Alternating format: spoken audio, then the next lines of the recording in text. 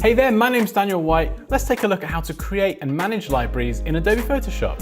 Libraries are a great way to organize and manage assets that you'd like to reuse. For example, it could be a company logo, imagery, or a collection of fonts.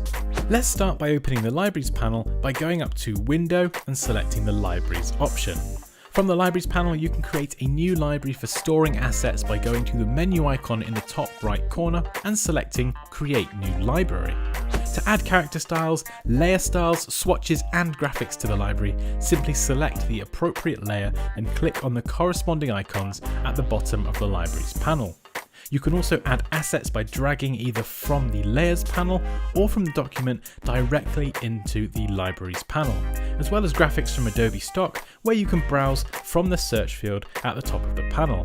Lastly, you can add all assets from an existing document into the Libraries panel by navigating to the menu icon and selecting Create New Library from Document. All of the selected character styles, layer styles, swatches and graphics are then automatically added into the Libraries panel, where they can be easily managed and modified.